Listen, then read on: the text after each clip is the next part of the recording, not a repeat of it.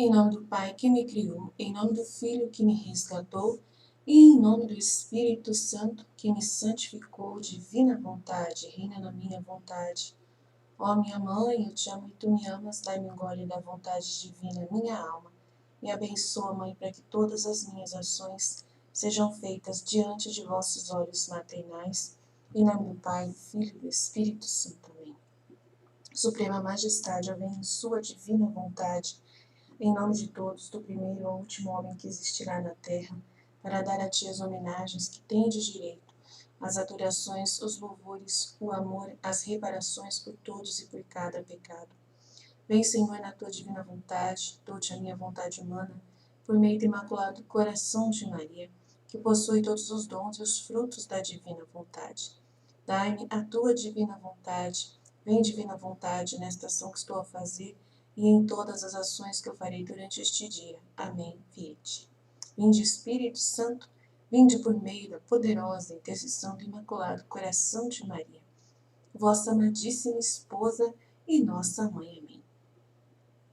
Então, continuando nossa semana, agora o dia da vida íntima de nosso Senhor Jesus Cristo. Capítulo 2, início do capítulo 2. O que o Filho de Deus praticou em seu íntimo do primeiro instante do nascimento até a circuncisão. Aflição de Jesus. Chegado o tempo determinado para o meu nascimento, sentia indizível aflição ao ver as incomodidades sofridas por minha dileta mãe. Porque meu pai decretara que eu nascesse em tal pobreza que não encontrasse lugar para o primeiro aparecimento no mundo, e me fosse destinada a vil cabana, abrigo de animais, privada completamente de todo o necessário para casos semelhantes.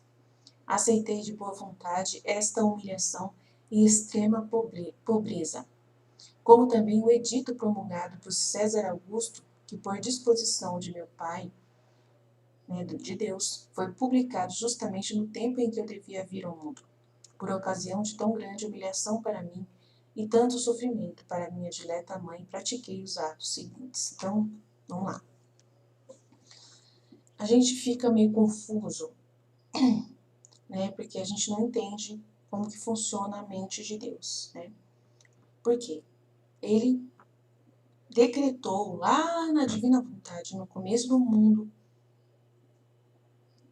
lá no começo de tudo, que Jesus iria ser encarnado, que ia vir encarnado. E pela toda a predestinação que a gente falou ontem, das pessoas que iam pecar, de Adão que ia pecar, do pecado que veio ao mundo, que foi visto por Deus e tudo mais, Jesus ele não ia vir glorioso, porque ele ia se encarnar no mesmo jeito, no seio de Maria.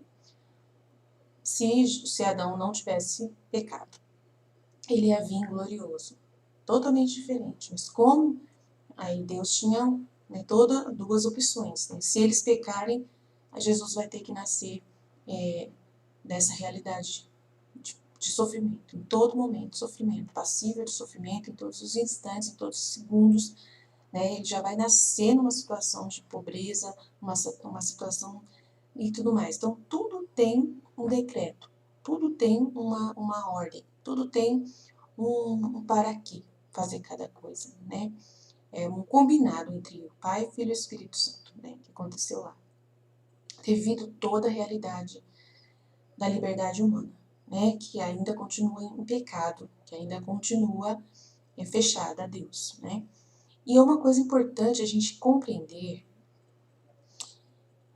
Estava decretado que ele nascesse em tal pobreza e que não encontrasse lugar para o seu primeiro aparecimento no mundo.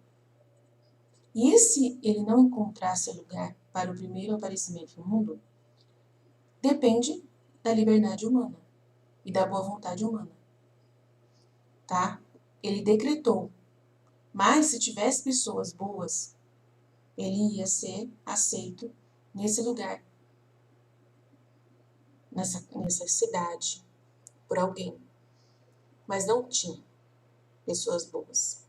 Então, a única pessoa que realmente acolheu Jesus na terra foi Maria. Maria e José. E mais Maria do que José. né? Maria. José foi sendo conduzido por Deus, né? Com a ajuda do anjo dele, foi conduzido por Deus e também na sua liberdade aceitou respeitar e amou muito Jesus, sabendo que ele era o Messias, né? Se não fosse isso, recebendo as luzes, né, da graça, ele não iria também aceitar, né? Ele ia largar a Maria, né? A gente sabe disso. É muito delicado, né? E ele se sentia muito pecador e muito humilhado, José. Ele se sentia muito pecador e humilhado por ter pensado a possibilidade de ter largado Maria por causa da gravidez dela, achando que, né, não sabendo que era de Jesus. Então, só quando o anjo chegou e falou e defendeu Maria, é que aí ele falou: tá bom, agora sim, agora eu entendi que ele é o filho de Deus, então eu preciso. Uau, né? Meu Deus, que coisa incrível, mas só que ele precisou do anjo para poder explicar isso para ele, né? E Jesus, eu acho muito lindo disso, dele ter usado o anjo. Quero comentar isso, porque para pensar. Maria poderia ter falado para ele. Ela tinha a palavra criativa da divina vontade, ela ia convencer ele. Do mesmo jeito que um anjo convenceu, ela ia convencer ele de que ela era a mãe do verbo, do Messias, que o Messias ia nascer dela.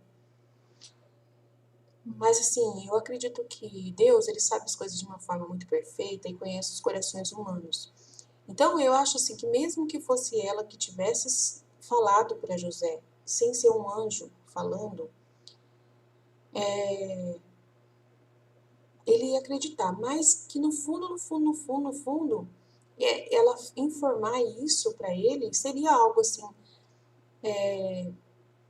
complexo, né? Porque é uma coisa tão grande, é um mistério tão grande e tinha que dar o trabalho para o Espírito Santo, né, fazer, para um anjo fazer, tinha que dar esse trabalho por algo sobrenatural mesmo, né, para poder dar, para poder ele ver o mistério, assim, ele ter um amor e um respeito muito grande por isso, por essa, assim, saber valorizar, né? Então, você tá entendendo? Ele talvez com ela falando, ele ia fazer tudo o que ele fez, normal, mas ele poderia fazer assim, sem ter uma certeza total, assim. Se alguém falasse alguma coisa, se alguém colocasse dúvidas, não sei. Ele é um homem, pecador, né? Realmente pecador, sem o dom da divina vontade. Então, meu Deus. E era uma dignidade muito grande ser o pai adotivo de Jesus, do Messias, né? Então, eu acho nada mais justo, foi muito lindo isso, foi muito justo de Deus ter permitido o anjo vir comunicar a José. Por causa que era essa a intimidade que José tinha com Deus, através desse anjo que sempre o avisava de tudo, que sempre, né, cuidou dele, tudo. E agora esse anjo vinha fazer esse trabalho.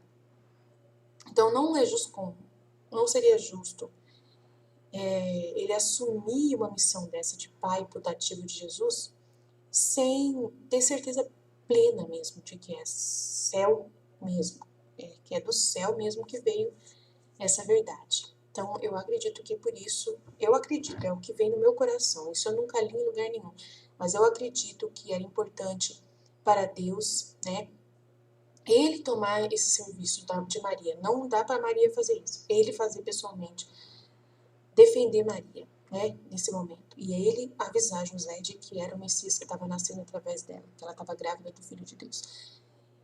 E mostrar tudo para ele, né? Falar que foi ali que o anjo veio, que na casa de Nazaré, que é ali que ela recebeu o anúncio, tudo que ele ficou sabendo, assim, uma luz muito forte que Deus mandou para ele e ele acreditou, assim, sem pestanejar, né? Pela luz que veio.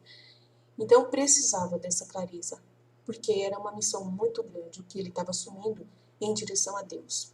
Em direção a Deus, não em direção a Maria, mas em direção a Deus. Né, para que ele visse que aquela missão era divina, era uma missão em volta de Deus, em volta de... Imagina se ele não tivesse esse entendimento, né?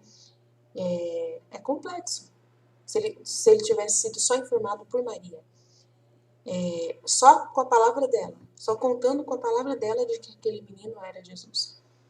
Ele poderia ver defeitos em Jesus, ele poderia ficar observando se era verdade. Vocês estão imaginando? Seria uma coisa muito humilhante, mais do que o normal para Jesus. E não é tanto para Jesus, mas seria muito, muito humilhante para o próprio José. Você imagina José, por toda a eternidade, olhando para Jesus, e ele sentindo no coração que de repente, em algum momento, ele ficou observando Jesus com alguma dúvida no coração. Então não podia ter nenhuma margem de dúvida para o demônio entrar, né, nessa família. Não tinha que ter nenhuma brecha para o demônio entrar nessa família, porque dúvida é demônio, vocês sabem disso. Então não poderia ter nenhuma brecha de Deus para que o demônio influenciasse essa família de Nazaré, né? E essa missão de José. Então, para poder o demônio não ter nenhuma ação, nenhuma brecha, nenhuma abertura no coração de José, foi extremamente necessário que o anjo comunicasse a ele, né? Então, isso é uma coisa que eu acredito, que é uma coisa que Deus colocou no meu coração, que eu sei que é Ele que está falando, que eu acredito que é uma coisa importante, né? Importante a gente compreender, para dimensionar esse mistério tão grande. É muita coisa que a gente vai aprendendo com Jesus, né? Que Jesus vai revelando para a gente, né? E a gente vai mergulhando nisso, porque aqui na Vida Íntima não conta sobre isso. Na história de José, que eu li, que foi a mesma autora também do livro da Vida Íntima, é a Maria Cecília Baix, que escreveu a história de José, ela pode ter falado alguma coisa, mas eu não lembro agora, assim, se falou dessa forma. Se ela falou desse jeito, por que tinha que ser um anjo, eu não lembro. Se ela falou alguma coisa, se Jesus explicou isso para ela. Mas é o que Deus colocou no meu coração para falar. E quando Deus coloca uma coisa para mim falar, é Ele que está falando, porque eu, sinceramente, eu sempre estou com a mente vazia para fazer qualquer meditação. Então, tudo que surge no pensamento é de Deus. Não tenho dúvida de que é Ele que está orientando, que é Ele que está conduzindo, Ele que está usando da minha boca para falar. Eu creio de todo o coração, porque toda vez que eu ouço de novo essa minha aula depois, eu ouço, e é uma aula para mim. Eu tenho muitas luzes com essas próprias palavras, com esse próprio estudo que eu mesmo forneço. Então não é meu, porque depois eu vou ouvir e falar, nossa, como que eu tive essa capacidade de falar isso? Não era eu mesmo. Então toda vez foi assim, desde o início, quando eu comecei essa missão de formar, né, as pessoas para a divina vontade, ajudar as pessoas, ou me formando e eu fui formando as pessoas junto comigo, que é o que eu, né, sempre estou fazendo, em Deus, com Deus, né, para Ele. Então sempre é Ele que faz tudo. Tudo é Ele que faz. Eu não sou capaz. Eu, sinceramente, eu sento aqui na cadeira para fazer essa missão e com a mente totalmente vazia. Totalmente vazia. Vazia. E o conteúdo que eu tô lendo, eu vou lendo e Deus vai trazendo as coisas na minha mente e eu vou produzindo. Né? Vou reproduzindo. Isso que é a palavra mais certa. Então, chegar no tempo determinado. Então, para o meu nascimento, eu senti uma indizível aflição. Então, ele sofreu por ver Nossa Senhora chorando lá, né? Preocupada. E ela não chora, né? Ela só fica preocupada com José o tempo todo. Ela não pensa nela, tá? Isso ela não faz. Ela não sabe pensar nela mesma. Na hora que ela estava lá em Belém, na volta horta mostra claramente que enquanto ela estava em Belém, ela só se preocupava com José. Ela estava preocupadíssima com ele e tudo mais, e com Jesus que ia nascer. Só. Mas mesmo assim ela não ficava preocupada plenamente, não. Estou assim, de perturbada, desesperada, ela não ficava. Isso aí sempre vai ser assim. E ela nunca foi desesperada, né? Sentia indizível aflição ao ver as incomodidades sofridas por minha dileta mãe, porque meu pai decretara que eu nascesse em tal pobreza e não encontrasse lugar para o primeiro aparecimento no mundo e me fosse destinado uma vil cabana, né, uma caverna, abrigo de animais, privada completamente de todo necessário para casos semelhantes, né? Então, privada para casos semelhantes, de uma pessoa nascer nesse ambiente, né?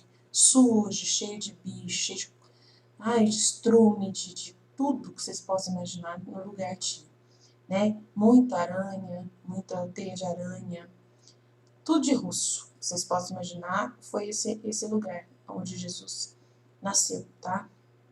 Aceitei de boa vontade esta humilhação e extrema pobreza, como também o edito promulgado por César Augusto, que por disposição do meu pai foi publicado justamente no tempo em que eu devia vir ao mundo. Por ocasião de tão grande humilhação para mim, e para Maria também, né? Para Maria também. E tanto sofrimento para minha dileta mãe, pratiquei os atos seguintes. Então vamos lá. Em primeiro lugar, eu adorei essas disposições divinas. Então, tudo isso de aflição que ele sentiu, ele adora. Incrível, né? Eu adorei, mesmo aflito, todas as incomodidades, o decreto, a cabana, o sofrimento da minha mãe, tudo, tudo, tudo. Eu adorei essas disposições de Deus. E sujeitei-me de bom grado às ordens do Pai. Obrigado, Pai. Obrigado por essa oportunidade de cumprir a sua vontade. Né? Estou pronto inteiramente para cumprir a sua vontade, do jeito como o Senhor decretou. E nós decretamos juntos, né? Porque ele sempre está unido ao Pai, né? Com isto me alegrava, porque meu Pai eterno assim ordenava. Mas que aflição eu sofria intimamente, como ser humano. Isso, quando ele fala que é a vida íntima de nosso Jesus Cristo, como um ser humano, né? Como Deus, né? Humano, como um Deus humano na Terra, entendeu? Vendo minha mãe andar errante à procura de um teto, e todos lhe o recusarem. Né? Não tem lugar para ela, não tem lugar para ela e para um menino, para uma criança, nem pensar. Para ter um filho, nunca. Vai ter que ter um quarto só para ela, só para poder. Não tenho, não tem. Não tem como eu colocar ela no meio de outras pessoas, porque as pessoas não vão querer ver um parto. Né? Olha só, olha a cabeça das pessoas, né? Que falaram não, que não, que não, que não, que não, que não, que não, que não. O mundo de hoje, o que vocês acham? Como que seria hoje? As pessoas iriam dar lugar para uma mulher grávida para nascer, nem que a pessoa tivesse que abrir a porta, né, do seu quarto de hotel e acolher a pessoa e ficar sem onde dormir para poder acolher Maria? O que vocês acham? Uma mulher normal, você aparecer sua mulher na frente da sua casa falando, não tem onde meu filho nascer, eu posso entrar na sua casa. E a sua casa, né, é uma cidade que está recebendo uma porção de pessoas e você já está na sua casa dormindo, já está tarde e tal. E chega uma pessoa estranha, grávida, né, na porta da sua casa, pedindo um abrigo. Como seria? Eu acredito, eu sou honesta, pela forma que as pessoas estão hoje, tá? Algumas aceitariam, algumas dariam lugar para Maria entrar na minha cidade, pelo menos eu acredito, no meu bairro, aqui onde eu moro, né? E em São Paulo, em cidades assim, eu acredito que teria pessoas que iriam dar lugar para Nossa Senhora, para uma mulher comum, seja ela qual for, de qualquer tipo de nacionalidade que tivesse grávida na rua, suja, assim, ela nunca teve suja, mas eu acredito que ele hoje teria pessoas que iriam fazer isso, hoje, né? Porque o mundo ele está revestido agora de um cuidado com as pessoas muito grande, ainda mais com mulheres, né? Apesar de que é bem possível, claro que tem pessoas que vai falar assim, não, eu vou te levar para um hospital, eu vou te ajudar, eu vou te levar para o hospital, né? Que é o lugar de nascer um bebê com toda a segurança e tal. Eu tenho certeza que teria pessoas que iriam levá-la para o hospital, ia deixar na porta do hospital, né? E ia só deixar na porta do hospital e ir embora e já ia achar que fez algo muito grande mesmo. Ou então alguém que ia levar e ela ia falar, por favor, vai lá comigo, tá doendo muito, eu preciso de ajuda, eu preciso tal. Sem José, né? Não pensa no José, é só a mulher. Então, e levar e tal. Eu acredito que a pessoa iria fazer tudo o que fosse necessário. E ia achar que não tinha problema fazer isso, levar uma pessoa até um hospital. Mas se chegasse no hospital e lá não tivesse lugar para ela, no hospital, aqui não tem lugar para ela, de jeito nenhum, não tem lugar e tal. essa pessoa ia fazer um escândalo, ia chamar a polícia para poder, né, aquele lugar aceitar a Maria, né, se tem o SUS, né, tem que aceitar, é uma obrigação, a gente paga imposto para isso. Então, assim, alguma coisa a gente ia saber que aconteceu hoje, se acontecesse isso. E eu acho interessante a gente pensar no que aconteceria hoje, né? Então, eu acredito que hoje, se Jesus nascesse hoje na Terra, no Brasil, na minha cidade, ia ter pessoas que iam se importar mesmo, de todo o coração, para ajudar uma mulher grávida, estranha, que estivesse a ponto de dar à luz. Eu acredito de todo o meu coração. Hoje, o mundo tem Jesus, né? O mundo hoje tem amor, tem, recebeu esses exemplos de Jesus e frutificou na Terra, pelo menos em parte. A sociedade tem boa vontade de querer ajudar o irmão próximo, né? Que se coloca no lugar do outro. Eu sinto que sim, eu tenho essa esperança. Vocês podem falar que acham que não, mas eu confio no que eu estou falando, que iria acontecer. Mas nesse tempo é assustador. Eu não consigo entender, eu não consigo, eu não consigo entender como que em Belém não aceitaram ela, ninguém, ninguém, ninguém, ninguém, ninguém, ninguém, ninguém, ninguém, ninguém, ninguém, ninguém, ninguém, ninguém, ninguém, ninguém. Eu não consigo compreender, não cabe na minha cabeça.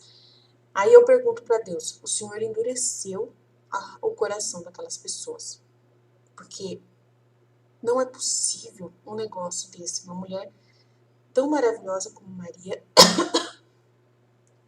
né? Entendeu? É complexo o negócio. Ela ficou no lugar e José que andou para todo lado. E ninguém conhecia José mais naquele lugar, apesar de ser a terra dele, ninguém mais conhecia ele. Então o não que eles deram foi para José. Poucos viram Nossa Senhora, poucos viram Maria. Mas eu acredito como mostra que um fariseu viu Maria e tratou ela como se fosse um bicho. Tudo bem, esse fariseu, até entendo que tratou ela como bicho, lá na Valtorta mostra. Tratou ela como se fosse tipo assim, né? Mas aí Jesus ele vai falar, naquela época, mulher grávida era contaminação, impureza no meio dessa sociedade judaica. E lá era bem judeus, eles eram bem judeus mesmo, próximo de Jerusalém, a cidade. Belém era próximo de Jerusalém. Então, o problema daquela cidade era a cultura deles, de pensar que a mulher é um ser desprezível, uma sociedade plenamente machista, e uma sociedade daquela época aonde uma mulher ter um filho seria a mais grande impureza na casa da pessoa. Ia ter que purificar a casa inteirinha, depois fazer todo um trabalho religioso, mandar os fariseus virem purificar e ofertar depois alguma coisa para purificação, e ia dar um trabalhão para a pessoa. Você está entendendo? Naquela época, com essas leis, era assim. Hoje não tem tanta coisa assim. Não tem, as pessoas não estão mais importando com essas regras, com essas coisas de... Hoje não tem essas coisas. A única coisa que tem hoje é que uma pessoa não ia aceitar ter um filho, aceitar dar abrigo a uma pessoa que está para ganhar neném, porque iria ficar com medo da criança morrer ou a mulher morrer na sua casa, né? Hoje é isso que iria acontecer. Então, iria levar, com certeza, a pessoa para um hospital, né? Não ia querer que a mulher tivesse filho na sua casa. Mas se aí, de repente, no caminho ela tivesse filho no carro, não teria problema nenhum. Desde que parasse lá no hospital para poder dar né, toda a assistência para a mãe e para a criança, porque ele não vai querer ficar com a mãe e a criança depois. Né? Mas mesmo assim, ainda acho possível que hoje, pela cultura que está hoje, onde a mulher está sendo vista como alguém que a gente tem que cuidar, que criança, né, tem todo o direito, aquela coisa toda, direito das mulheres, direito das crianças. Então, hoje que tem essa cultura que está bem enraigada na sociedade, que está bem... Então, você está entendendo? Que não há, assim, a gente acha que a mídia hoje está poluindo a nossa mente com um conteúdo muito de mimimi humano, né? Mas mal ou bem, as pessoas estão mais caridosas umas com as outras em direção ao próximo. Hoje, tá?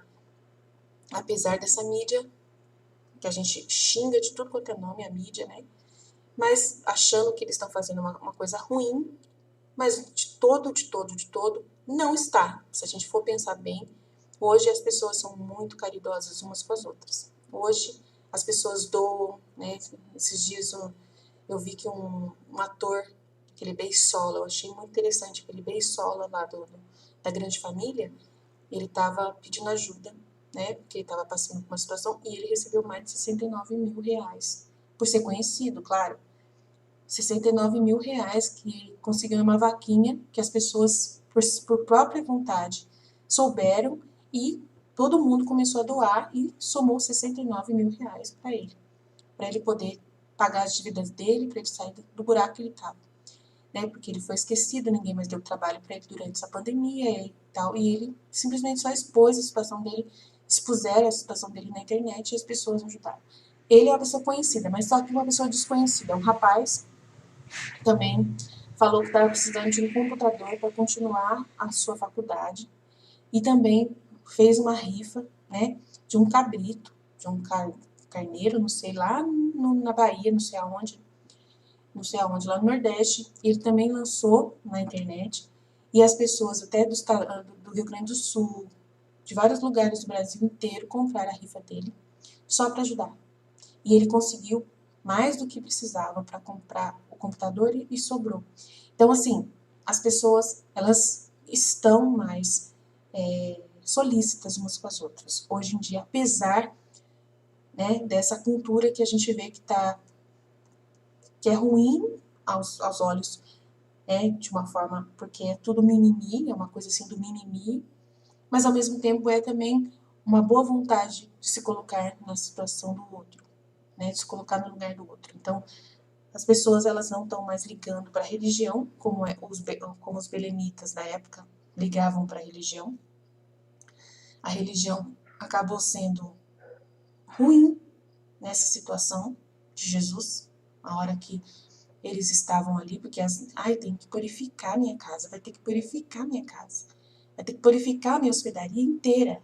Ah, não, então eu não quero, de jeito nenhum, não tem lugar para ela. Mesmo se tivesse, eles iam falar que não tinha lugar, porque eles queriam ganhar. O lucro é mais importante naquele momento, não é para eles, porque eles precisavam de todos os lugares possíveis para acolher o máximo de pessoas naquela época possíveis. Então, ela teria que tocar um quarto todo para ela, porque as pessoas não iam querer estar no mesmo ambiente para poder não se contaminar. Então, naquela época, não tinha muita abertura para a caridade. A abertura lá era só a lei, o que importava era a lei. Então, é muito complexo. Nossa Senhora, ela veio ganhar neném, Jesus veio nascer numa época dentro de uma sociedade extremamente religiosa, num grau muito alto, cheio de coisinha de regras religiosas, e aí que essas regras religiosas, realmente, conforme as pessoas dizem hoje, né? Não estou falando que as pessoas estão certas, não estão certas, mas que as pessoas dizem hoje, nossa, a religião às vezes é um saco, a religião às vezes é um problema, porque impõe esse tipo de divisão, né? Ah, eu não posso aceitar, não posso. A nossa católica nem tanto, a nossa religião ela é uma bênção, mas tem religiões que têm problemas, tem religiões como algumas seitas, por exemplo, do Testemunho de Jeová, que vocês veem a situação deles, eles têm essas ideias também, um pouco parecidas com os judeus, né? Que certas coisas não pode fazer, né? Alguns que se guardam o sábado também não iam fazer caridade no sábado. Não sei, talvez também ia ficar com problema para fazer caridade no sábado. Então ainda tem religiões que a gente sabe que tem, que ainda impõem alguma coisa de desconfiança em direção ao próximo, né? E que não fazem como o que deviam fazer, que elas mesmas ensinam a fazer, né? E também se fosse uma mulher grávida numa igreja pedir ajuda, né? Até uma igreja católica, a gente sabe muito bem que as pessoas, na hora que ela me ajuda, eu preciso ganhar neném, às vezes, né? É o mais simples que vai olhar para ela e vai tentar resolver, né? Que vai tentar ajudar. Que dificilmente o padre vai tentar assumir essa responsabilidade. Né? Ele tem mais o que fazer, ele tem a igreja para cuidar, ele tem as obrigações da agenda dele, então dificilmente o padre vai descer e vai pegar a mulher grávida e levar para o hospital. Normalmente ele vai esperar que uma pessoa faça isso e vai agradecer a pessoa que fizer, né? Um pastor, já numa igreja evangélica, ele com certeza iria querer assumir essa situação, pegar a mulher e levar para o hospital.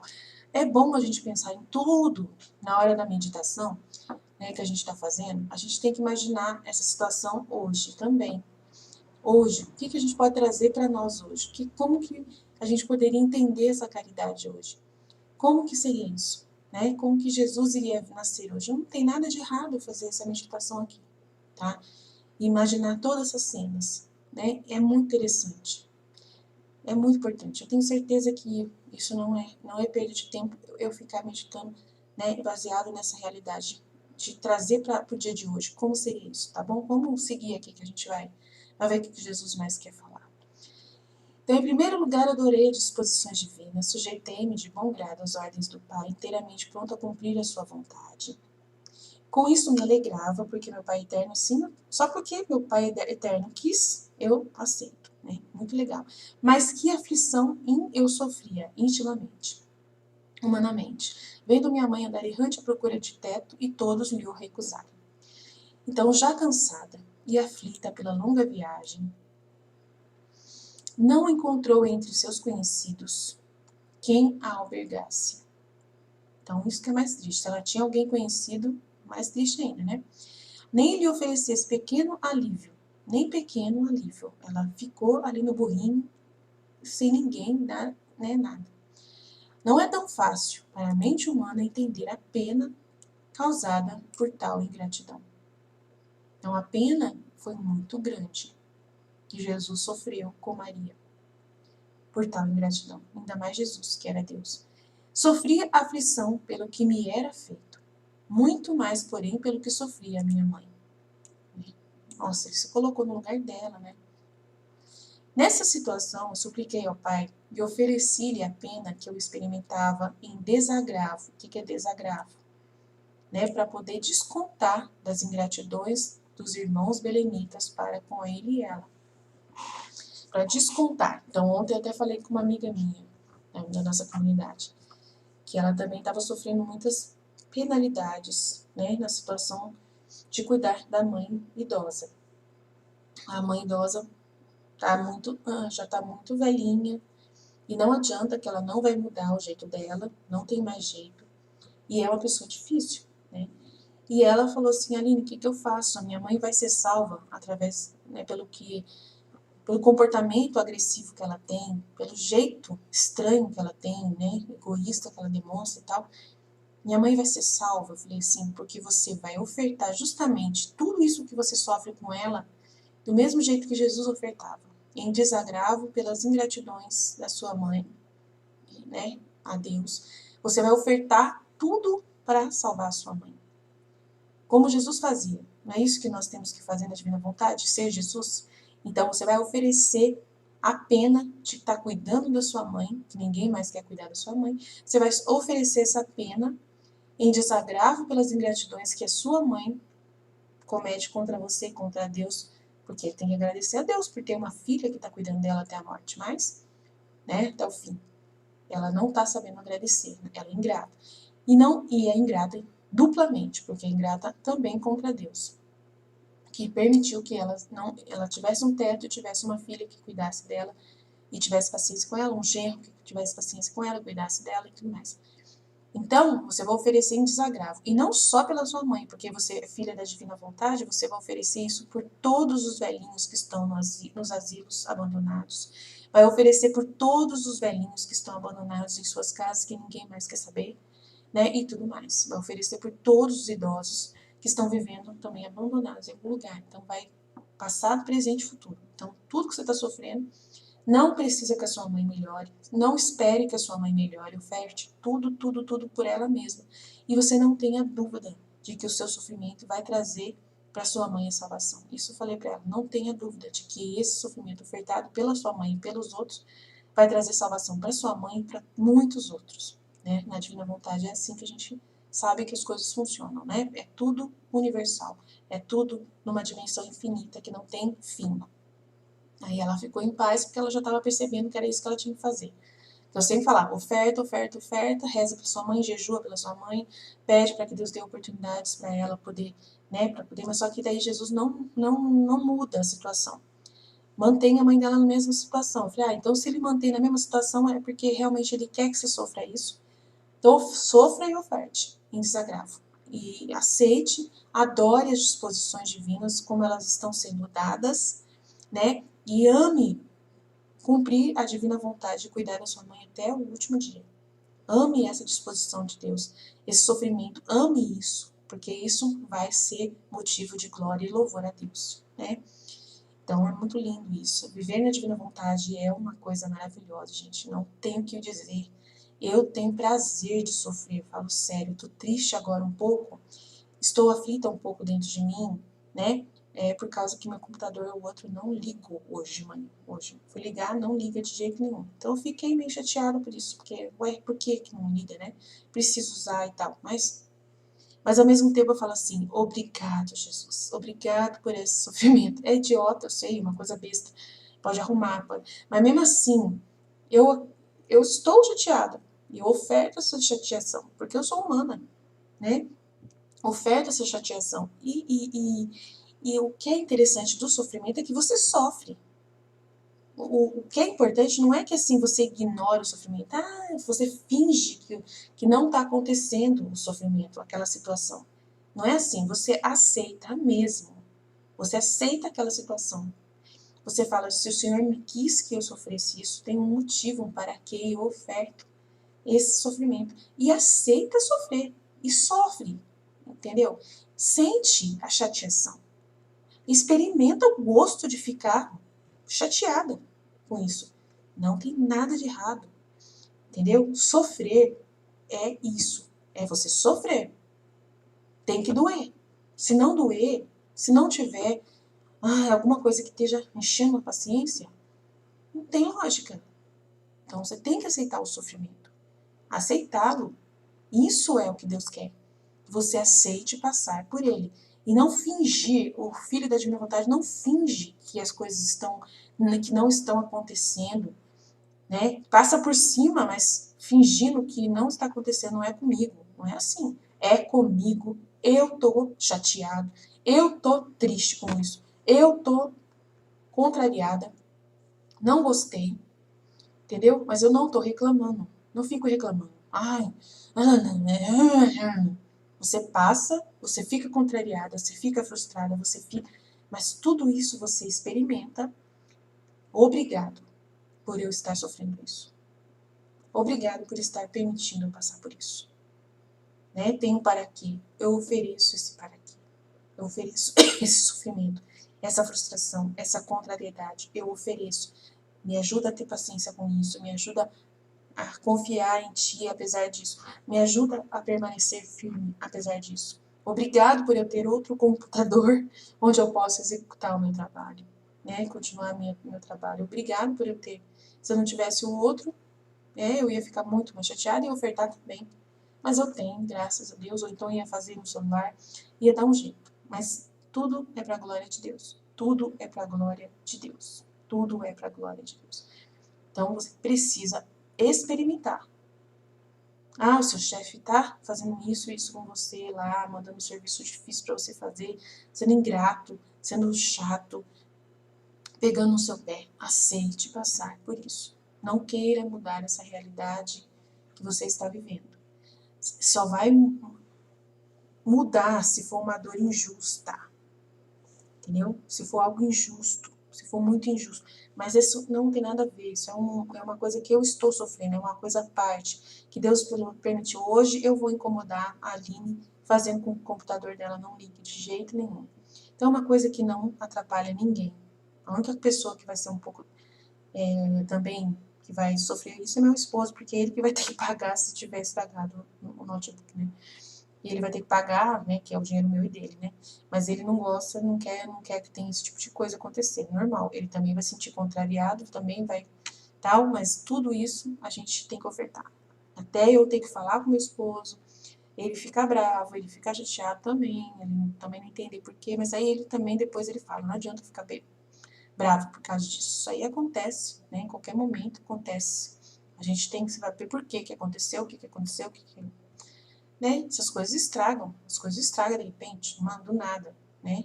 A gente pode, a qualquer momento a televisão pifa, a qualquer momento a geladeira pifa, uma máquina de lavar pifa, né? Um ferro de passar roupa pifa, né? O fogão pifa, vai saber, tudo pifa. O forno, micro-ondas, pifa. Você está acostumado a usar essas coisas todos os dias, não fica sem, né? Mas uma hora pode isso acontecer, que pifa. E aí, você vai morrer por causa disso? Não vai, né? A gente sabe que isso é bom. O celular perder, o celular estragar, o celular molhar, o celular não acender mais. Faz parte da vida. Então a gente suporta, né? E oferta tudo para Deus. Então, enquanto sua bondade divina bate a porta dos seus corações pedindo hospedagem, eles com tanta dureza e ingratidão lhe anegam, preferindo acolher o inimigo infernal a receber o Criador. Roguei-lhe que por esta pena que sofri com tanta resignação, que é você sofrer sem reclamar, né? A sua divina vontade. Resignação à sua divina vontade. Se dignasse continuar a pedir abrigo nos corações deles, né, dos beremitas. Então, olha que interessante. Nessa situação, eu ofereci a pena que experimentava em desagravo pelas ingratidões dos meus irmãos, já falei sobre isso. Enquanto sua bondade divina bate a porta dos corações pedindo hospedagem, eles com tanta dureza e ingratidão lhe negam. Enquanto eles fazem isso, estão preferindo acolher o inimigo infernal a receber o Criador. Preferindo acolher o inimigo infernal a receber o Criador. Mas eles não sabem que Jesus está nascendo lá. Então a gente fica assim, ué, não estou entendendo. Eles não sabem que ele é o Filho de Deus. Mas só que é o seguinte, eles são religiosos, não são religiosos? Então, se eles são religiosos, eles sabem as promessas que foram feitas de que iria nascer o Salvador nessa cidade de Belém. Então, eles deveriam sempre estar prontos para serem uma casa de nascimento. Uma casa aonde eles deveriam estar sempre preparados para que o Messias nascesse na casa de alguém lá.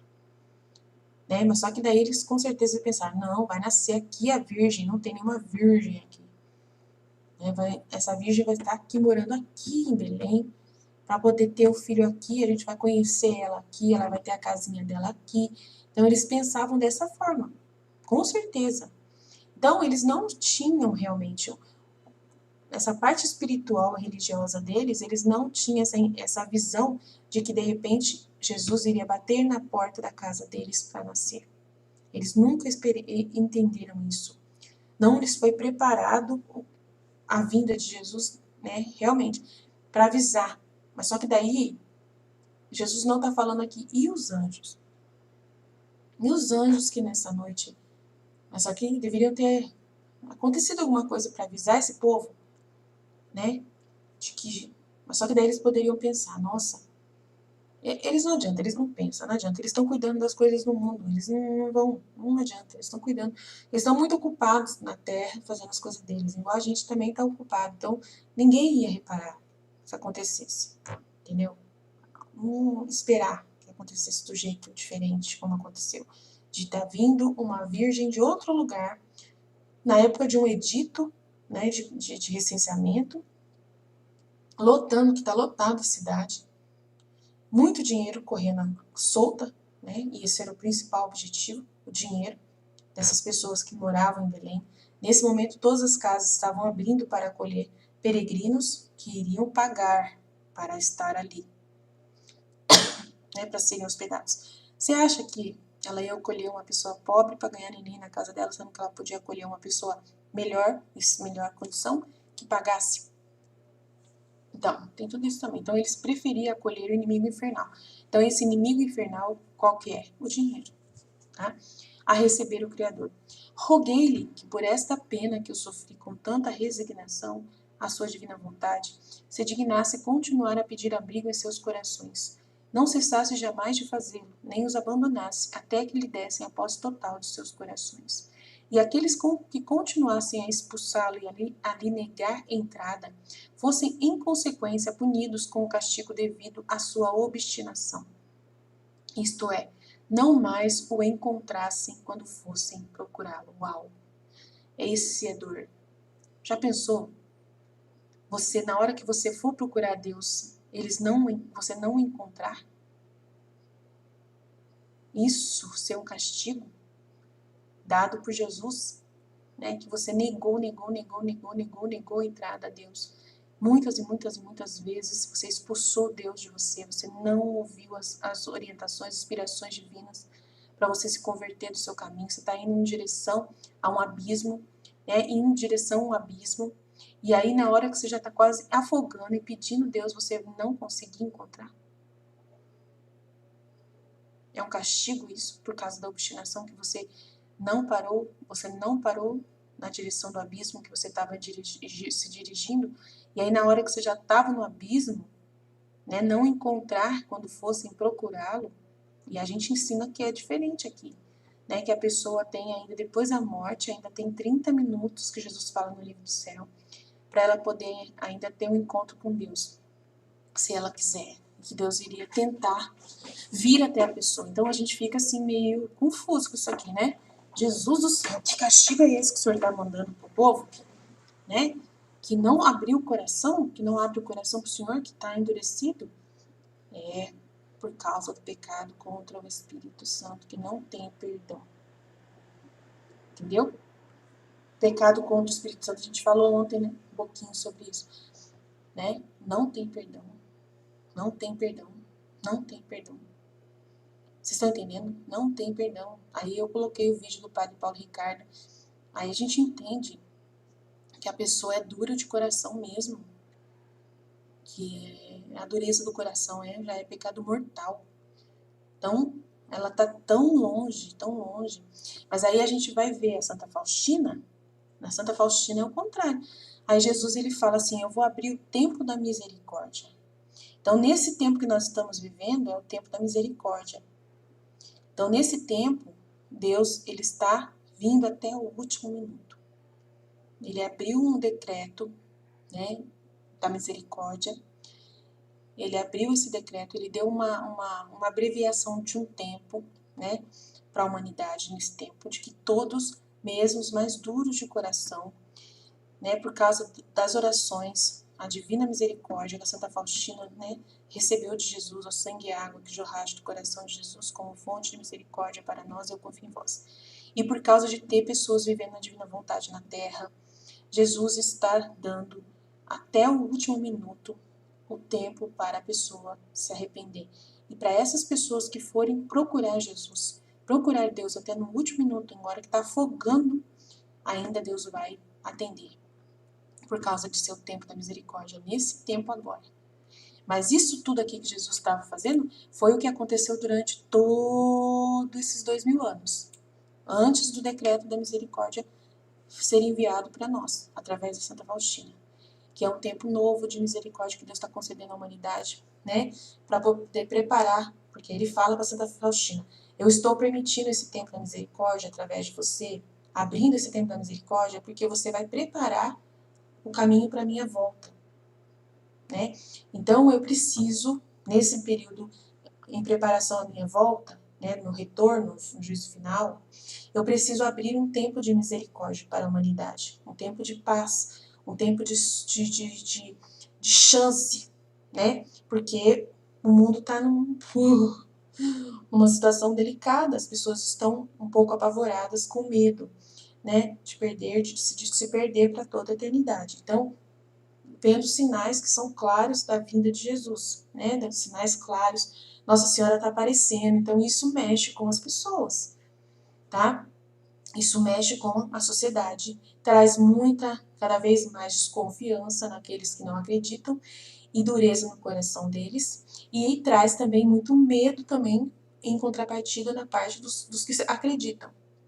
Porque daí Nossa Senhora está vindo como precursora, avisando que vai vir castigos, avisando que tem que se penitenciar, avisando que tem que rezar. Então o que acontece? Você fica ouvindo, você que acredita nas mensagens da Senhora, você está ouvindo essas mensagens. E você é uma pessoa que está preocupada com essas mensagens. E você vai e evangeliza todo mundo e fala para todo mundo, e tem gente que vai rir da sua cara. Então você fica desesperado. Meu Deus do céu, meu irmão vai se perder, minha mãe vai se perder, o meu pai vai se perder. Meu Deus, eles não ouvem, eles não querem fazer penitência, não querem rezar o rosário. Vocês estão entendendo o que está acontecendo no mundo hoje? A religião, de novo, está também deixando a gente meio perdido, meio doido, né? Todo mundo meio, oh meu Deus do céu, socorro, né? E as coisas que estão acontecendo, as notícias que estão vindo, então Deus, ele é tão bondoso, tão maravilhoso, tão bondoso, que nesse mesmo tempo, onde está acontecendo tanta confusão, por causa que é a preparação para a vinda dele, né, ele fala assim, por isso que tem uma confusão, porque eu vou renovar o mundo, a terceira renovação do mundo vai acontecer, está acontecendo, e no meio dessa terceira, essa preparação para a renovação do mundo, vai vir uma grande confusão. Por causa de Nossa Senhora estar aparecendo. Ela traz uma coisa boa, uma esperança, mas ao mesmo tempo ela traz um desespero de outro lado. Porque ela está aparecendo e as pessoas estão acreditando. Algumas estão acreditando e ficam desesperadas por causa que o seu parente não acredita. E aí ela vai falar, você tem que rezar o rosário. E aí a pessoa não vai rezar, porque vai rir da sua cara. Então imagina como que está a mente dessas pessoas. Vocês estão entendendo? Então Deus é tão misericordioso, essa misericórdia de Deus é tão infinita que Ele te dá a oportunidade. Não, vai lá, reza o sangue e água e jorrar de coração, reza o Deus da misericórdia, que eu prometo para você, que se você rezar para um agonizante que está morrendo, o seu parente que está morrendo, eu vou acolher essa pessoa. No meu seio, vou proteger ela. Vocês estão entendendo o que é a misericórdia divina? Nesse tempo hoje, como é importante? E aí, essa realidade do instante, do último instante da vida, né? Jesus, esse castigo aqui, ele de uma certa forma, por causa do decreto da misericórdia, do tema da misericórdia, isso aqui eu tenho certeza que não está tão assim acontecendo, tá?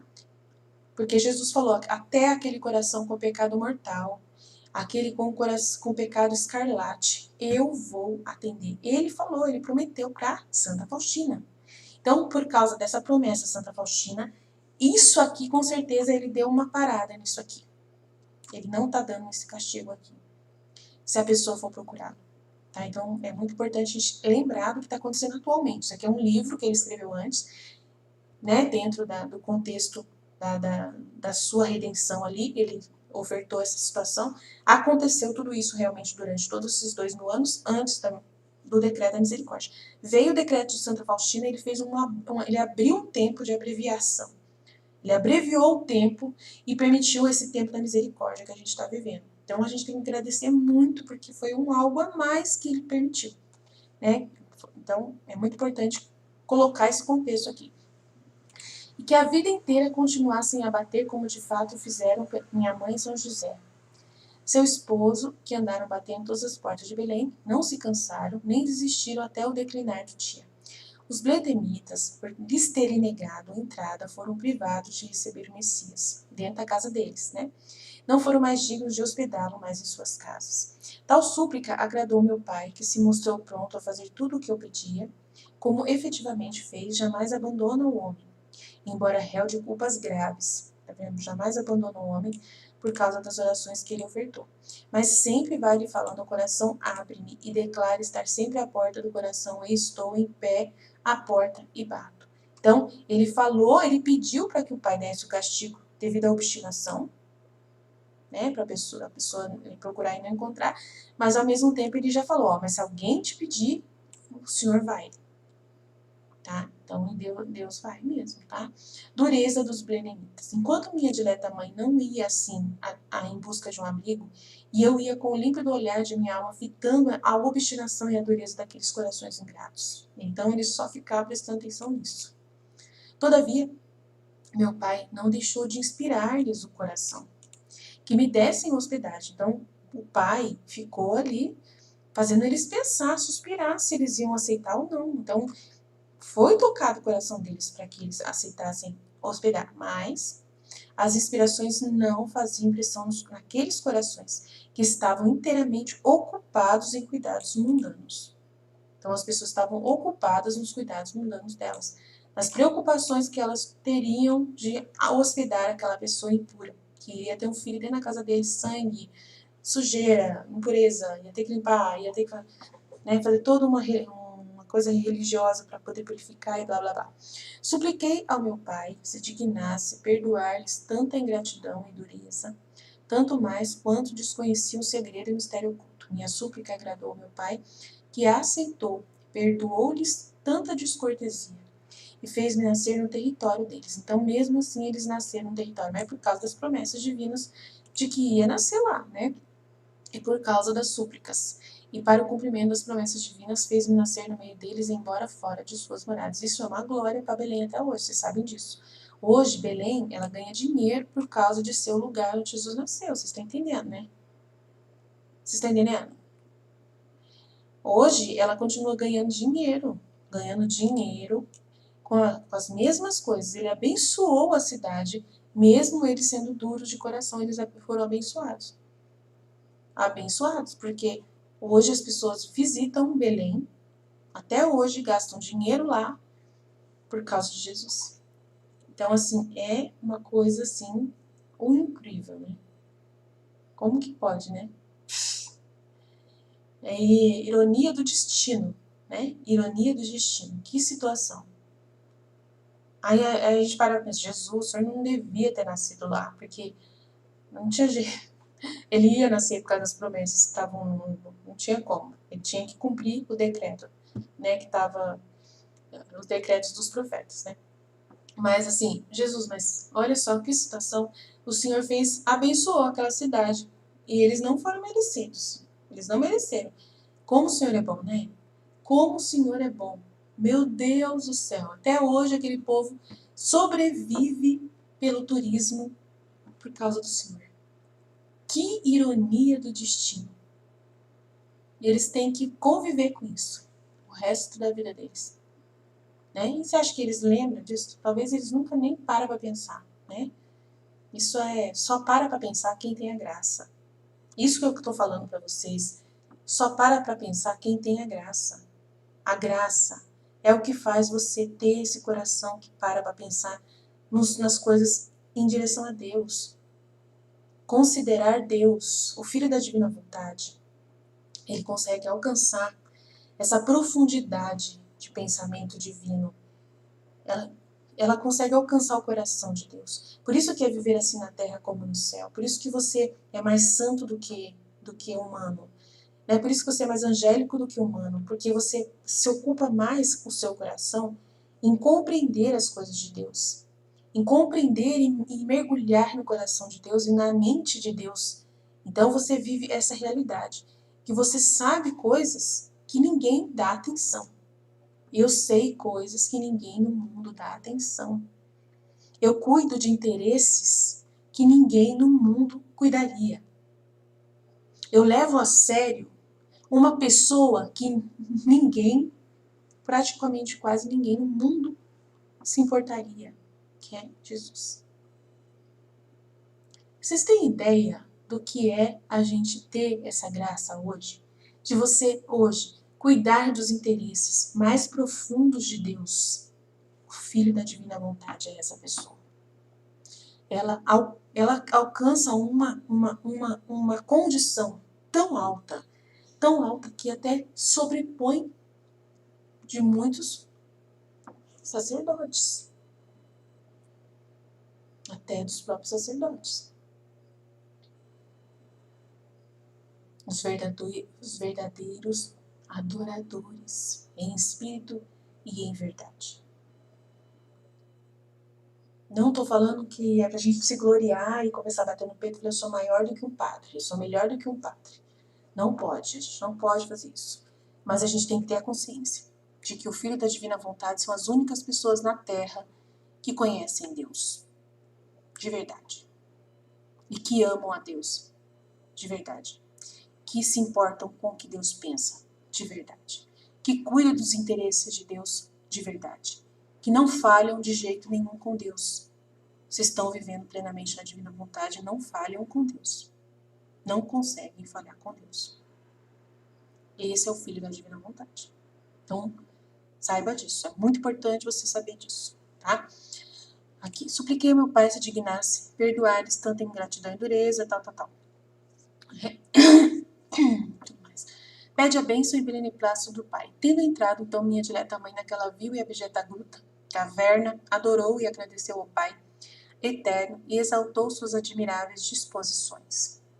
Enquanto eu, esposa caríssima, estava prestes a vir à luz e deixar as trevas do útero virginal. Considerando tanta miséria e pobreza e o nascimento de Jesus, quando a gente for meditar, nossa, na Valtorta, vocês vão ver que lindo que foi esse lugar. A descrição da Valtorta do nascimento de Jesus. Uau, vocês não têm noção do que é lindeza. Virou palácio o lugar, tá? Vendo-me rejeitado por todos e obrigado a nascer nesse vil estábulo todo aflito, queixoso da ingratidão do meu povo, disse ao meu pai antes de nascer: Eis, pai muito amado, é chegada a hora do meu nascimento. Por isso vos suplico que antes de vir à luz queirás dar-me licença para abençoar, para isso e abençoar minha alma que o Senhor criou. E unistes ao Verbo eterno, para a vossa grande glória e para resgate do mundo. Abençoai minha humanidade, que foi de vosso agrado criar com as mais puras gotas de sangue da minha querida mãe. Olha que bonitinho, que ele criou com as mais puras gotas de sangue da minha mãe. Usou as gotas de sangue de Maria para criar Jesus. Muito incrível. Por obra do Espírito Santo. É um milagre. Isso aqui é um mistério que a gente não consegue dimensionar. Eu não consigo ainda dimensionar esse mistério.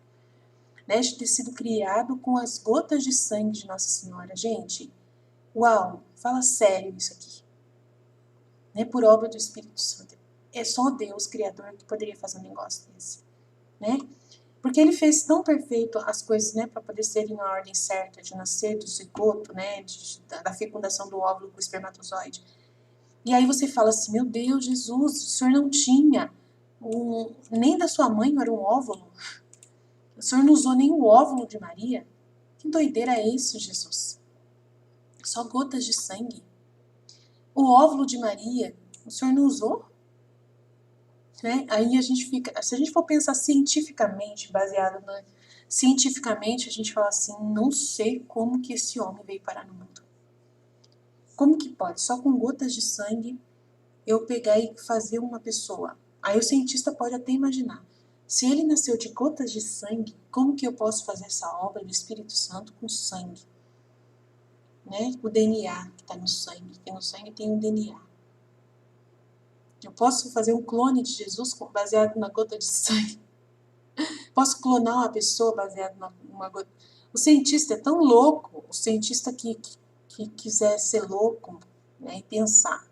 Não, se ele falou aqui nesse livro que ele foi criado, que ele nasceu, que ele foi gerado, uma pessoa, um corpo humano, só de gotas de sangue, que é possível só gotas de sangue fazer uma pessoa ser gerada. Então, de repente, eu sou cientista lá, eu posso fazer com a genética, né? Mas aí, vai saber o que esse cientista pode fazer, né? Que loucura que esse cientista pode tentar entender e fazer. E não vai ser uma pessoa humana, nunca vai ser, porque não tem a obra do Espírito Santo. Por mais que ele queira tentar dimensionar isso, ele vai ter que rezar muito, o cientista vai ter que rezar muito. Faz aqui nascer uma pessoa, faz aqui nascer uma pessoa, aqui ó, o Espírito Santo, para que seja igual a Jesus. Porque não tem como, gente. A obra é muito santa demais. É uma coisa sem um mistério muito infinito a encarnação do verbo. É muito incrível. Se você parar para pensar, você fala, não tem lógica que Nossa Senhora tinha óvulo, mas só que não foi usado o óvulo dela, foi usado gotas de sangue dela. Vai entender um negócio desse. Então você fala assim, é Deus mesmo que nasceu na Terra, não tem dúvida disso, né? Dignaste-vos unir. E tem gente que ainda pergunta, né? Tem gente que duvida, tem gente que lê isso aqui e fala, então ele não nasceu, ele veio com uma alma só, né? E ele era um fantasma. Tipo assim, né? Ai, meu Deus do céu. Dignaste-vos unir a natureza divina a esta humanidade, que lhe destes por habitação perpétua e inseparável. Então, a habitação do Espírito de Jesus é perpétua, inseparável. O corpo dele já ressuscitou. O corpo que veio desse sangue daquele da mãe já está ressuscitado e glorioso. Então, é uma habitação perpétua. Quando ele aparece com esse corpo humano que ele teve, com essa aparência humana que ele teve. Ele nunca vai perder essa aparência que foi gerada das gotas de sangue de Maria. E a gente vai ver esse Deus depois, quando ele voltar na glória, para toda a eternidade ao redor de nós, andando conosco, junto com Nossa Senhora, para lá e para cá. A gente vai ver, pegar na mão dele, beijar as feridas dele, as chagas dele, que sempre ele acho que vai querer manter, né? Pra gente ver. Então, é muito lindo. Se parar a pensar, dá vontade de chorar. Mas é lindo demais, né? Essa realidade. Então, agradecendo por tudo isso, ele está agradecendo. Dignaste-vos unir a natureza divina a esta humanidade que lhe destes por habitação perpétua e separável. Abençoai todos os movimentos desta humanidade unida ao Verbo. Que coisa linda, gente. Abençoai todos os sofrimentos que experimentará a minha carne, né? A minha pessoa. Todas as operações que eu vou executar para a vossa maior glória e salvação do gênero humano. Abençoa. Que linda essa oração. Declaro em vossa presença que de mim é inseparável o adileto Pai, que não quero nem sequer respirar. Olha que coisa mais linda. A gente tem que fazer a mesma oração igualzinho. Nem dar um passo, dizer uma só palavra, erguer um olho, se não for conforme o vosso divino beneplácito, sua divina vontade. Né? Beneplácito, agrado do Pai. Né? Quando fala beneplácito, divino beneplácito, para o vosso agrado e para a vossa maior glória e honra. Vedes, Pai amantíssimo, a hospedagem que o mundo prepara para o meu nascimento. Vedes a ingratidão dos meus irmãos. Ele mostra, ó, Pai, tá vendo? Olha, Pai, você tá vendo, hein? Então, por isso, rogo-vos, Pai, que vos digneis, em troca desta ingratidão, preparar para eles a bem-aventurança eterna. Então, eles vão lucrar com o meu nome até o resto do fim do mundo. Né? No seu Natal da vida mortal eterna, que eles sejam abençoados também na parte espiritual, para que eles possam nascer para a vida eterna. Desejo e desejo e desejo e desejo adquirir para essas pessoas essa bem-aventurança por meio da paixão e morte dolorosa. Então, vou morrer por eles. Vou morrer por essas pessoas. Acolhei, dileto, Pai, o amor e a boa vontade que eu dedico a esses meus irmãos, de salvar eles apesar da ingratidão deles, né? De sustentar eles também apesar da ingratidão deles, porque eles vão depender de mim até o último dia. Não vão poder esquecer de mim nunca, porque eles vão depender do meu nome para sobreviver nessa terra aqui. Acolhei, dileto Pai, o amor e a boa vontade que dedico aos meus irmãos, e ao abençoar-me, abençoa também todos os que me imitarem e seguirem meus passos, e mostrai-vos para com todos um Pai amoroso. Então, para aqueles que me imitarem nessa pobreza, né, que celebrarem o Natal, né, copiosamente, né, de uma forma muito bonita, lembrando de Jesus no Natal e não de coisas humanas, mundanas, lembrar do Natal, né, de dar o lugar para Jesus, né, na sua casa no dia do Natal, lembrar desse momento, celebrar a memória da festa do Natal, como Nossa Senhora ensina, né, porque ela vai ensinar a gente na Mística Atrás de Deus, a importância de celebrar o nascimento de Jesus, a festa do nascimento de Jesus todos os anos, e assim, de todo o coração, né, preparar a novena de Natal, rezar a novena de Natal, rezar os excessos, né, do amor de Jesus que está no livro do céu, todo o Natal, né, meditar muito sobre essas realidades todas, e não deixar passar nem um pouco, né, essas verdades do céu para nós. E aí eu penso, terminado o pedido, meu pai me abençoou de modo admirável, sua bênção foi muito diferente daquela que Isaac deu ao seu filho Jacó. Porque a bênção de Deus consistia, né, a bênção de Jacó consistia em bens materiais, mas a bênção do meu pai consistia na aquisição dos bens eternos e das almas dos meus irmãos. Encontrei, porém, o ódio que Jacó encontrou em seu irmão Esaú. Ele encontrou o ódio que Jacó encontrou no irmão Esaú. Porque meus irmãos me odiaram e perseguiram-me até a morte, em morte de cruz. Né? Então, triste, né? O negócio foi feio. me odiaram e me perseguiram até a morte de cruz. E a gente vai meditar depois sobre Belém mais pra frente. Não é fácil. Na Valtorta a gente vai chorar muito com a história de Belém. Apesar deles estarem até hoje sobrevivendo do nome de Jesus Cristo, vocês não têm noção do quanto que esse povo odiou Jesus. Odiou, mas assim, odiou muito. A pessoa de Jesus, a mãe de Jesus, e dependem hoje do nome de Maria e de Jesus para sobreviver, para comer. Olha para vocês, olha para como Deus é bom.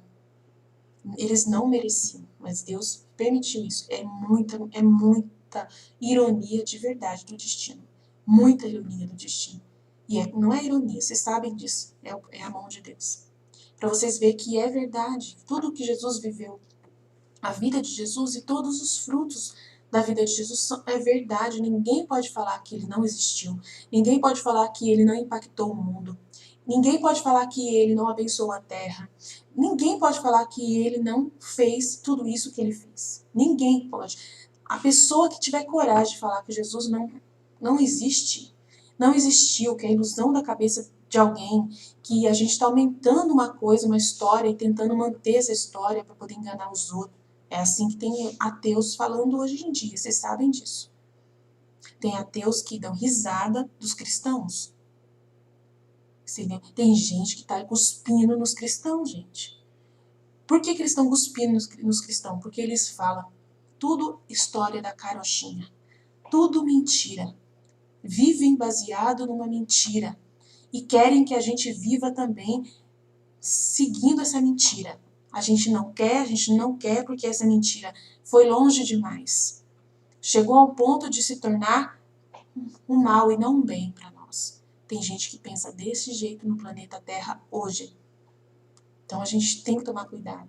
A gente vai ter uma formação que as meninas estão preparando e que eu vou ajudar elas na meditação disso. Elas vão trazer o material, mas eu vou meditar também sobre o marxismo. A gente vai falar muito sobre esse ódio que estão alimentando contra Deus, né? E a fonte desse ódio, da onde está vindo isso aí, né? De não acreditar em Jesus e de querer expulsar ele do coração e expulsar ele da terra hoje. Hoje está muito mais grave a situação que está acontecendo no mundo. Tem gente que não quer aceitar que Jesus existiu, nega totalmente, porque aceitar Jesus é a mesma coisa de aceitar, né?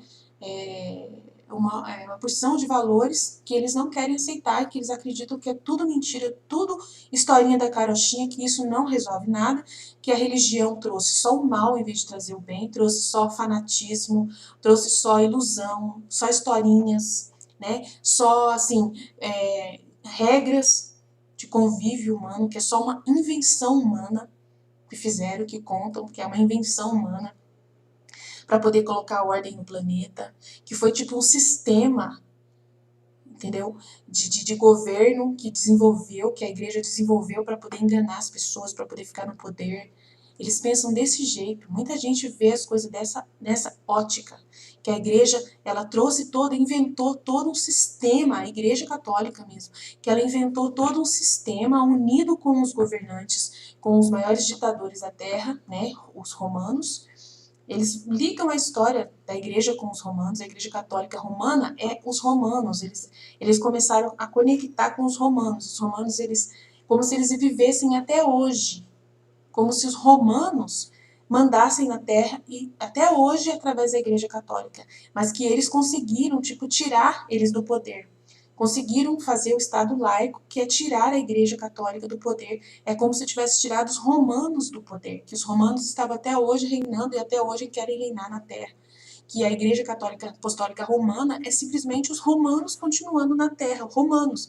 E se a gente for estudar a história dos romanos, vocês sabem que os romanos, eles foram o pior povo, né? O pior povo que existiu, e muito inteligente, como se eles fossem uma sociedade mesmo, né, para poder manipular o mundo e ter todos aos seus pés e usando a fé, para poder esse negócio de evangelização não é evangelização, isso é você pegar a terra dos outros. Então, cada igreja católica, cada terreno católico que tem no mundo inteiro, eles falam que a igreja católica é a igreja mais a instituição mais rica que existe no planeta.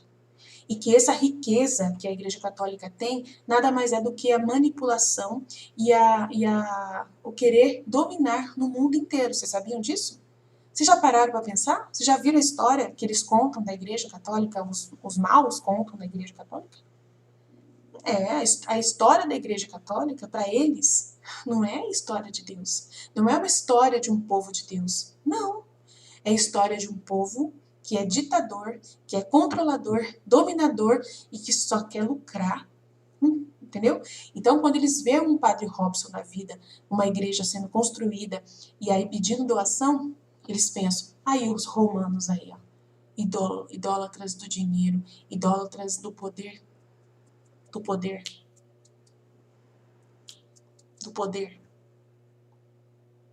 E o pior de tudo, que tem uma sociedade, que são a maçonaria, que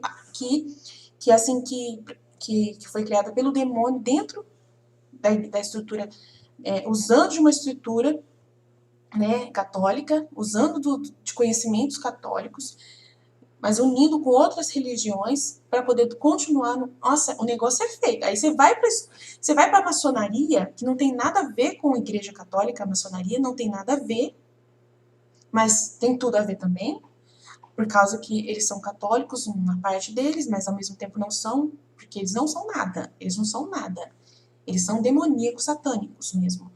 Então, olha, gente, a história da maçonaria, meu Deus do céu. Unindo com essa visão errada da igreja, unindo com essa história toda que eles criaram, e que eles acreditam que é essa a verdade da igreja católica. E isso vai crescer e vai consumir a terra. Estou falando pra você. E tem católicos que estão acreditando nisso e que estão falando, meu Deus do céu, eu não estava seguindo Jesus coisa nenhuma. E aí tem muitos jovens crescendo na faculdade com essa visão e estão aprendendo isso nas faculdades, na escola, e que já estão falando, meu Deus, eu não quero fazer parte de uma organização dessa. É tudo uma ilusão. Eles estão achando que é uma igreja, que é um lugar para ir adorar Jesus. Mentira! Essa Eucaristia é ilusão, não existe. É assim que eles pensam. Nosso padre tem que confessar com o padre. Ele é mais pecador que eu, de jeito nenhum. É ridículo isso aí. Eles não acreditam mais em Jesus. Não acreditam mais nos sacramentos. Gente, a gente vai ser caçado como bicho. Estou falando sério para vocês. Já estamos sendo caçados, como se fôssemos fanáticos e loucos e malucos. Porque eles têm pena da gente. Eles têm pena também, porque eles acham que... Por que eles não nos caçam já, assim, matando todo mundo? Por causa que eles sabem que as pessoas... Eles pensam assim, eles foram enganados, esse povo que as famílias católicas, as crianças católicas, são tudo enganados, eles não sabem nada disso. Eles pensam que a gente não sabe, que a gente está ignorando essa história que eles lá, que o demônio criou com eles lá, entendeu?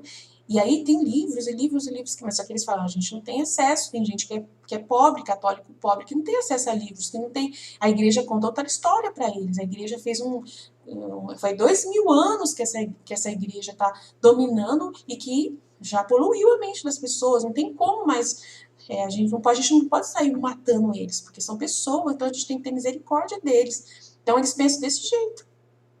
Tem muita gente que olha pra gente e tem piedade da gente. E tem outros que têm ódio. O negócio é muito delicado, tá? E aí, quando o anticristo subir lá, o anticristo vai levantar essa bandeira, tá? E vai querer destruir a igreja mesmo. Ele vai querer destruir tudo com essa bandeira. E vai ter o apoio de muitas, muitas pessoas. E ele vai levantar essa realidade. Eu sou anticristo e agora eu vou acabar com o domínio da igreja católica sobre a terra. Essa igreja que está enganando vocês, ela é mentira. Agora eu vou criar outra religião que acabou, é a religião humana, onde todos serão beneficiados, todo mundo vai ser dono de tudo. Acabou esse negócio na igreja. A gente vai pegar e ela vai ter que pagar os impostos que ela não pagou durante todos esses anos. Ela vai ter que pagar. E como ela não tem que pagar, a gente vai pegar a terra deles. É nossa. O anticristo vai pegar todas as terras católicas, vai pegar tudo, não vai deixar pedra sobre pedra. Tô falando sério pra vocês. Acordem. Acordem. Tem gente que ainda tá dormindo no planeta. Vamos despertar. É igual o livro, igual o filme que eu assisti lá. Pra despertar as pessoas. Durmam. Durmam. Durmam. Muito interessante o filme que eu assisti esses dias. Que chama Eles Vivem, na Netflix. Durmam. As mensagens subliminares. Durmam. Durmam. Achei muito interessante. O cara põe um óculos e ele começa a ver as coisas. Nossa, meu Deus. Olha lá. Tem toda uma estratégia pra gente dormir. Pra gente não saber o que tá acontecendo. É assim que eles veem. E eu tô tentando despertar vocês aqui. O mais barato. Mas é isso, amém? Jesus, eu confio em vós. Não fiquem desesperados, tá? Deus está no comando de tudo. Não é verdade essas coisas. Tudo mentira, a gente sabe disso, né? Mas Deus permitiu toda essa realidade também. A gente vai parar para pensar, nossa, Deus permitiu tudo isso, que a igreja romana, né? Blá, blá, blá, blá, blá, blá, blá. Mas a gente fica em paz, porque a gente sabe, né? O porquê que você é católico. Importa o que. Por que você é católico? Qual o motivo? Pela fé verdadeira. Você não está lá por uma enganação e por uma lavagem cerebral que foi feita a você. Você é católico porque você teve uma experiência com Jesus Cristo profunda e verdadeira, que realmente é real na sua vida e que você vê os frutos. Eu, pelo menos, eu sou assim. Então, eu não volto atrás da minha igreja católica nunca, por causa que eu colho os frutos dos sacramentos, que eu comungo, que eu recebo, que eu não me fez mal até hoje, nunca vai me fazer a palavra de Deus. É uma evangelização de verdade, sim. Pode ter tido uma parte da igreja que tinha algum interesse material e até hoje pode ser que a gente veja os sacerdotes como administradores. Tem gente que olha para as paróquias e vê, realmente é verdade. Olha lá, o padre, ele não pensa no espiritual, ele só pensa no mundano. Ele só cuida do detalhe e só manter a estrutura da lavagem cerebral, que é a Eucaristia, ele celebrar a Eucaristia no altar e atender a confissão. E o dízimo não pode faltar, porque é para poder, né, o povo ficar, e deve ser muito dízimo, deve ser muito dinheiro que entra todo mês. É desse jeito que as pessoas olham para as paróquias. Então, é muito difícil. É uma situação muito delicada. Você está entendendo? E tem gente que pensa desse jeito, e tem gente que está achando que a Igreja Católica sempre foi um demônio na Terra, e não uma besta do Apocalipse, que eles estão falando a Babilônia. Tudo isso que está no Apocalipse, eles falam que é a nossa igreja, e tem muita gente que acredita e mataria por essa fé, por essa certeza. Usando a palavra de Deus ainda, usando Jesus para poder dizer que a gente, os católicos, somos esses monstros que eles falam. Eles até aceitam a palavra de Deus evangélicos, mas eles não aceitam. A Revolução Protestante foi justamente também em volta disso, né? Alimentou toda essa visão da igreja como uma Babilônia. Chama a nossa igreja da besta, da Babilônia. É o que mais está acontecendo hoje. Entendeu? Mas só que a gente não estuda essas coisas que eles falam, então a gente não sabe. Mas a gente, na divina vontade, a gente não pode ser ignorante. A gente tem que saber o que a gente está amando. Se a gente ama de todo o coração mesmo, a gente tem que saber o que os outros falam dela. Então, meu irmão, minha irmã, vai ler um pouquinho sobre o que eles pensam da nossa igreja. Para poder você defendê-la, você tem que saber o que eles estão, as acusações. Estude a história da Igreja Católica, tá? Desde quando foi escrito com os evangelistas lá. A Mística Cidade de Deus que a gente está estudando tem a verdadeira história da Igreja Católica. Esse livro, A Mística Cidade de Deus, tem a verdadeira história da Igreja Católica. Esse A Vida Íntima do Nosso Senhor Jesus Cristo, né, que a gente está lendo, tem a verdadeira história da Igreja Católica.